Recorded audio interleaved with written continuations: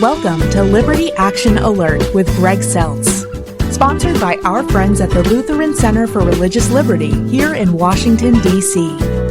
A program that cuts through the chaos and confusion in the culture today by talking two-kingdom citizenship, bold biblical principles for a robust public Christian life. And now your host, Dr. Greg Seltz. Good day, Washington, D.C., and friends of the program all across the country. I'm Greg Seltz. Welcome to Liberty Action Alert.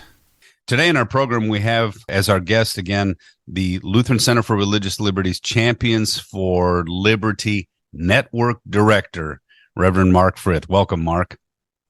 Greg, thank you very much. Appreciate being back with you again today. You know, and like I've said before, and we've taken this whole month to kind of break this down, it's really important. We're trying to not just give people resources. We're not trying to just make people aware of the politics that affects the church and why it needs to be at least addressed for the sake of mission and ministry.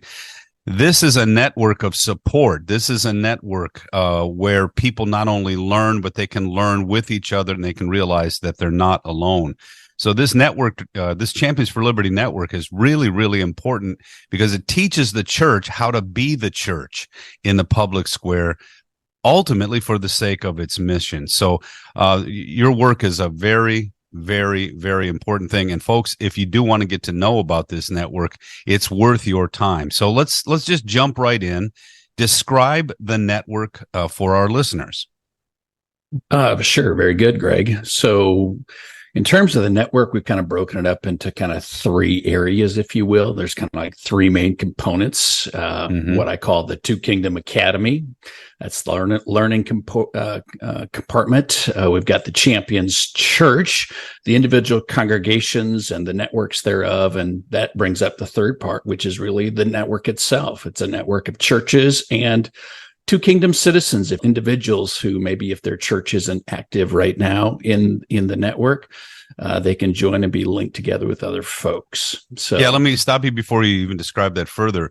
Two kingdoms, folks, what we mean by this, and a lot of times people don't understand, Jesus is the one who differentiates the church and the state or the preserving work of God through Caesar, through family, through structures that are built into nature. He's the one who differentiates. He says, give to Caesar what is Caesar's, give to God what is God's, and he differentiates God's work through that.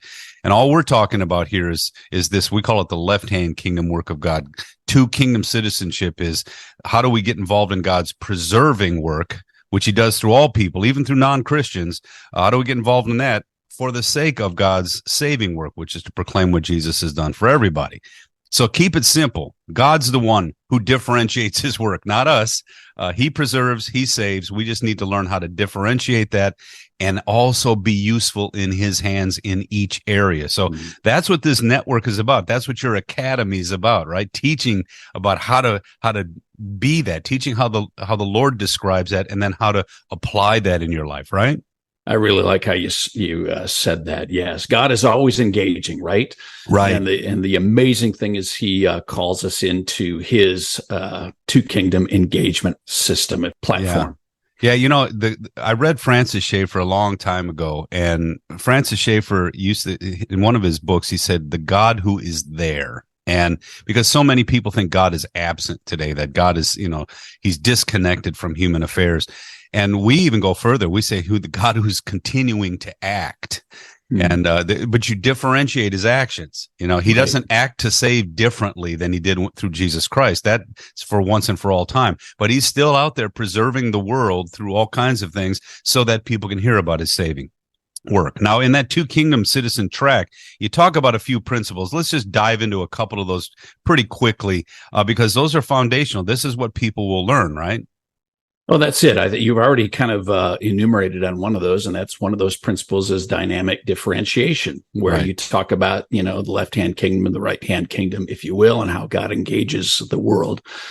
Maybe a second principle would then be Reformation restraint, or Reformation restraint seeking the truth, which importantly reminds us as his people that he's at work, even when we can't see it in the midst of the chaos of the moment that we find ourselves today. So as Christians, we may see something go on afoul and we want to jump in. We want to make a difference, right?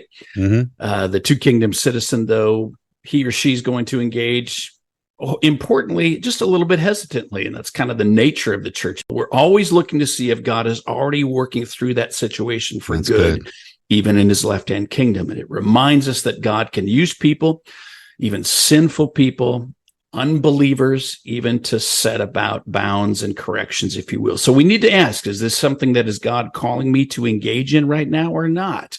Right. So we want to be totally passive, but we need to be somewhat restrained in that. Yeah, let me jump into that. The first one, dynamic differentiation, like you said, jump in. Too often Lutherans get accused of being passive on these things, where since we supposedly divide up God's work, so therefore we say, well, that's not really the important work. This preserving stuff, that's for other people to do. In reality, it's just we jump in. We differentiate, but we jump in. It's dynamic differentiation. And then, like you said, the second one is, but when we jump in, we realize, well, God could be preserving this place through a whole lot of things that I don't really see, and I better get to know that. And that's one of the ways we get to know a neighborhood, even as we serve it. We don't jump in and say, oh, I already know what you need. We jump in and ask a lot of questions. The third one, which is probably the most important one today, because there's busybodies everywhere. Describe this thing called vocational respect, seeking the truth. Yes, very good. There we're reminded of God's moral law, the law that curbs sin and sinfulness, and how he orders creation for good. He even here in the left-hand kingdom for the sake of his work with the church in the right-hand kingdom. So we want to think through in this principle the very special role of the church, as well as the special role of good and limited government. So the laity of the church have a very special role then as what we call two kingdom citizens, as they're empowered to live out their Christian faith through the myriad of vocations that they may be called into this world, right? The importance of the family to God, the role of good and limited government, the importance of vocation, of work, of property, and really the sanctified use of monetary resources, so good stuff. Yeah.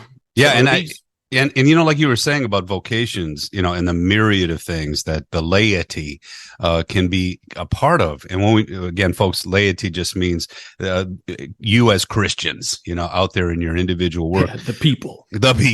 But, it's funny because vocations, this is one of the, we don't always demand that the state define vocations. Like right now we're having a big issue with marriage out in the culture. And there are people saying, we want to legally tell you what marriage is and you better rise to that. We, in our work in D.C., we're just saying keep the government out of it. That's all we're fighting to do. We're fighting to depoliticize that. Well, now that we've depoliticized it, now we do need to talk about the benefits of honor your father and your mother. It's still going to be a unique message. We're going to talk about why God organized families the way he did and why we need to honor families and why we need to honor the way he orders things. It may not save us, but it can civilize us. And so, again, that's where the church can be a cultural voice for the sake of the culture. And you also talk about developing leaders, a two kingdom leader track. Leaders, this is Christians who kind of start to rise to the occasion and then develop skill sets that can really bless, right? Are we talking about helping to enhance that? Talk about the two kingdom leader track. Oh, right. So leaders are always learning. Right. And so in our network academy, if the first couple of years, boy, and that sounds like it's a long time, doesn't it? Goes fast, again, folks. You're absolutely right. Time flies. But it's important that we work through this incrementally. So our leader track, a lot of people are probably going to work through those first couple of modules, and God has called them into doing their work and their vocations, and they'll be satisfied with that. But then we're going to need leaders who will continue to support their work in the church and in the world. So Our Two Kingdom Leader Track takes those individuals who feel called to learn more, study more, be more, just in the work that we're getting to do here in Left Hand Kingdom work. We always need more people. So that second track is, specifically for those individuals who would love to dive deeper and maybe even be more instrumental and helpful on a larger scale, on a larger front, maybe in the state, in the other communities, maybe even at the federal level, come alongside of you, Greg. Right. So again, we're all in this together, folks. And now one of the things, again, I use this metaphor. I think we've talked about it in previous programs. I use this metaphor that this is like on a football team.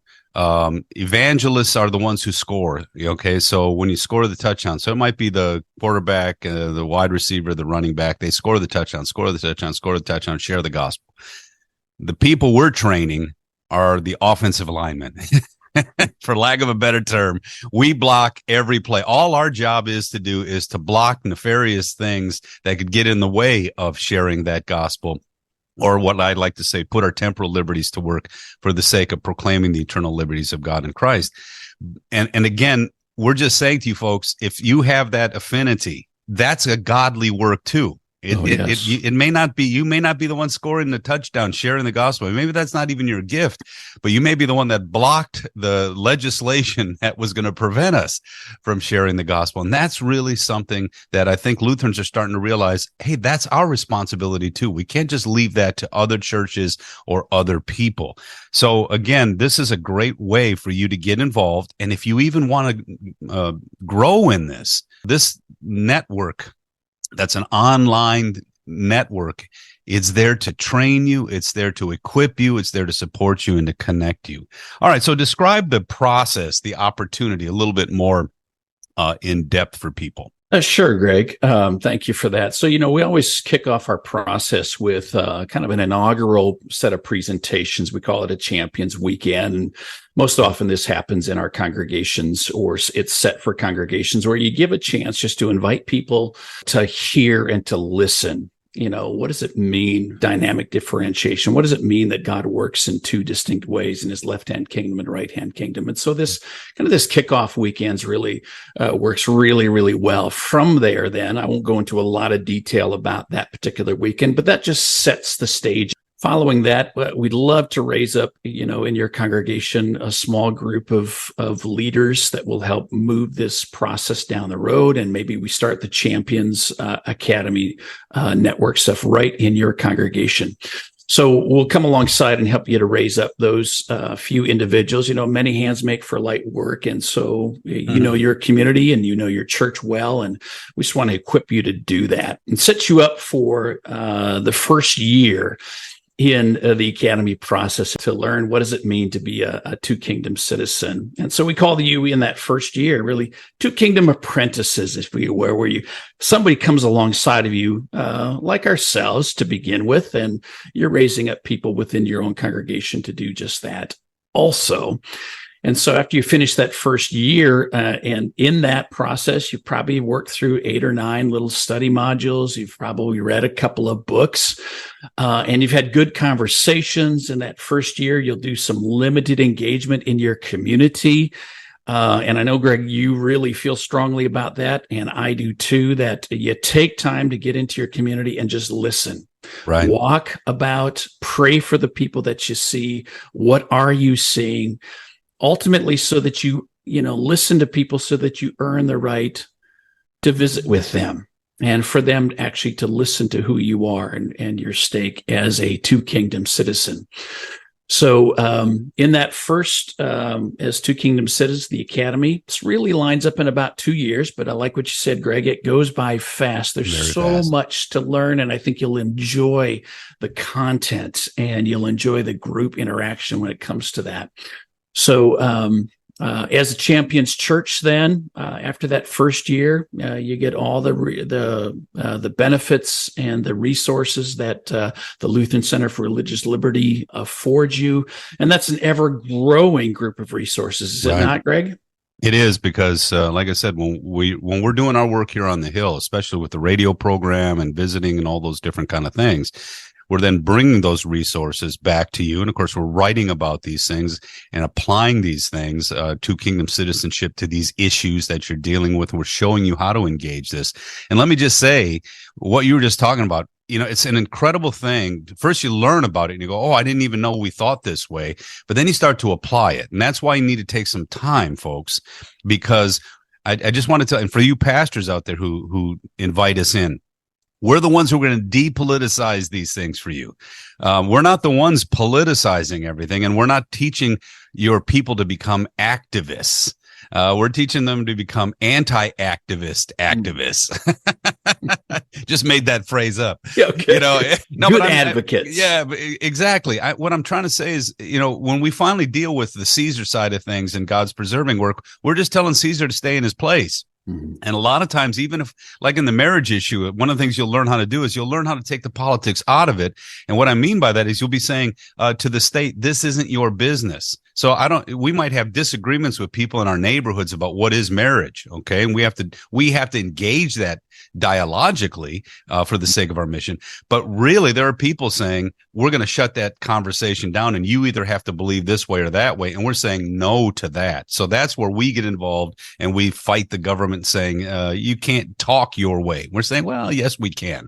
And so we'll teach people how to push back there. But that's really taking politics out of it. That's trying to tell the state, mind your business so we can be good neighbors, even to those with whom we disagree. And we're going to teach you how to do that, folks. See, that's the problem. Everyone's like, well, we need to learn how to do that. Well, this is the way you do that. And one of the reasons why it takes about a year to go through this is we'll teach you the principles, but then when you start to apply it, that's where it gets a little tough, and you need to actually prayerfully ask yourself, was that a good way to do it? Was that a bad way to do it? Did I think through it properly? And that takes time, and that takes conversation with others as well. All right, well, I think this is exciting. I think this is one of the great blessings of the Lutheran Center for Religious Liberty. And, I will even say this, anyone can host one of these events. We'll come out and talk to pretty much anybody about how to do this kind of stuff. So you don't have to be a Lutheran church per se to have a Champions for Liberty network weekend. But this is especially designed for the churches we represent on the Hill, and we're an agency of the LCM, of the Lutheran Church of Missouri Synod. So again, there's a lot of benefits to this. There's a lot of wisdom. Even if you're an individual who wants to grow and figure out how to be a part of kind of a team of people that is engaging these cultural issues, political issues for the sake of the culture and for the sake of the church, we'll teach you how to be a part of that. So there's a lot of benefits, but I don't think I've described them all. Talk about some of the benefits if you just jump into something like this. Well, Greg, you just reminded me of one as I kind of listed a number of the benefits for our talk here today. But you talked about pastors being afraid, and sometimes pastors feel like this is kind of an end around them, but it's not. We so appreciate what our pastors and our teachers are doing through the work of the church and through the work of our schools. And we definitely want our pastors to be involved in what's going on. We want them to even be a strong component of this. But for the sake of our people, for the laity, that you give them a role to come alongside of you and be those blockers, as you so eloquently. Yeah, well, let me jump in and just say, if you're a quarterback, think of the pastor as a quarterback. If you're a quarterback, your favorite people on the field are the linemen. Exactly. The ones who don't get any name recognition. They don't get it. They're always on their back. They're always blocking. And even when you score, they get no recognition. And I'm just saying, if you talk to any quarterbacks, they'll tell you those are my most important people. Well, what we're trying to do is show that that's also God's work. See, a lot of times people don't think blocking is God's work. Yes, good government. Yes, some of these civil, cultural things, they don't save us, but they preserve us. They prevent us from human beings can be really bad. We can do horrendous things to each other. And so God actually puts these kinds of preservative things into his culture to protect, to preserve, to civilize. And Christians can be a part of that for the sake of the gospel. So, folks, that's one of the benefits, is learning why that's important, learning how it supports the mission and ministry of the church. And I think that's one of the great takeaways, is pastors are going to find out that they've got a whole team of people, those who are evangelizing with them, but those who are preserving and protecting the church's work for that sake too. And that's beautiful. Some of the other benefits. Well, so it really complements the right-hand kingdom work of the church, right? You have the opportunity to come and learn and better understand the role of the church for the sake of the community. You then get to also understand how God sees and supports the role of government among you, your community, your state, your federal level. You're going to gain renewed appreciation for the importance of family and education, sanctity of life. And of course, you talk a lot about religious liberty in our country and our world, Greg, on your program and in your work. And so all of that comes along with this. You discover, what does it mean to be a two kingdom citizen then? And as God engages the world, how do I get to engage the world as he calls me? You mentioned earlier also how you'll discover how you can be helpful in depoliticizing many of the issues that people become so emotionally charged today. Mm-hmm. You'll develop God's biblical two-kingdom mindset and how to engage. And then you're just going to resource yourself better and how you can better support your congregation, your pastor, your teachers, for the important work that they're given to do in preaching and teaching the gospel that saves people through the gift of Jesus Christ. And that becomes important because it would seem, as I listen to your programs, Greg, how you point out how society is becoming even more hostile towards the church. And this is not unusual. And maybe it's unusual in America because America has always had kind of a place in its heart for religion and religious liberty. I mean, it's foundational to our constitutional freedoms. People don't realize how unique that is in the world. Because when Jesus says, give to Caesar what is Caesar's, I always kind of lament a little bit. He should have said, give to Caesar what is Caesar's and only what is Caesar's. And actually, the rest of the Bible kind of describes what Caesar's supposed to do and what he's not supposed to do. In fact, for those of you out there, I'll just throw a little bit of a cheeky thing in here. The whole notion of benevolent government, that's actually a Christian heresy. The notion that the government's supposed to do benevolence work. And no, the government's a coercive agency. It's supposed to protect, and that's its basic work, undergirding citizenship, being a good referee. Benevolence is your work. Benevolence is free people getting together to serve those in need, those kinds of things. And again, we'll talk about why the notion of benevolent government is so huge today. It's because that's a government that takes the place of the church. Mm-hmm. And that's a very secular way to move. So again, give to Caesar what is Caesar's and only what is Caesar's, because that's not where God saves. And that's the kind of thing you're going to learn how to say, oh, we don't have a thus saith the Lord there about Caesar. And we can learn to agree to disagree on these things, but we do have a few thus saith the Lords even for Caesar. And that's where the church needs to learn to stand.